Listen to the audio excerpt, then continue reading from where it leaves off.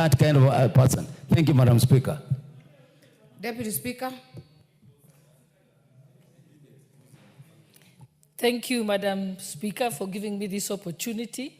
I think as I listen to the discussions from my colleagues, we are discussing as if it's just bare facts.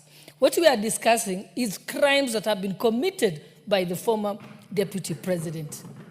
His crimes are offenses that are set out in the National Cohesion and Integration Commission Act. And we even have past history where people have made utterances that were assumed to have been wrong and they were not even guilty, yet they were arrested. So my issue here is, I'm also calling upon the chairperson of NCIC, Reverend Kobia. Reverend Kobia must act and not allow people to get over it. Because if we remember, prior to the 2022 elections, I remember 300 police officers were sent to Uasin County to arrest Honorable Oscar Sudi for making remarks that were not even hitting to the threshold of the National Commission and Integration Act. It was the same Reverend Kobia. We expect him to act. Similarly, we remember that Honorable Linturi again made some remarks, and he was picked at night.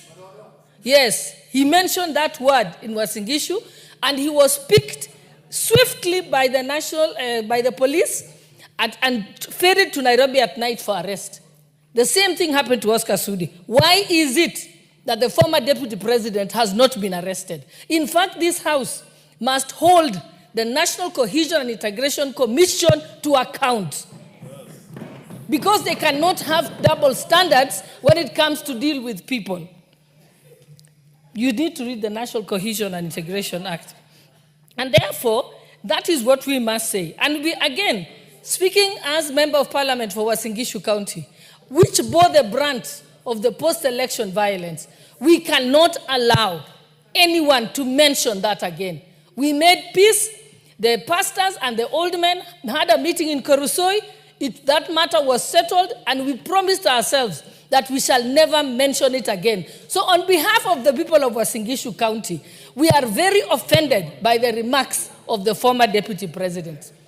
Because, in fact, statements have been issued by members of Uasin Gishu County where they said, we are not going to allow you to take us there. So such a person is not a leader, he's a criminal, and we should be discussing how we should have him arrested and charged for those crimes, contrary to the NCIC Act. Thank you, Madam Speaker.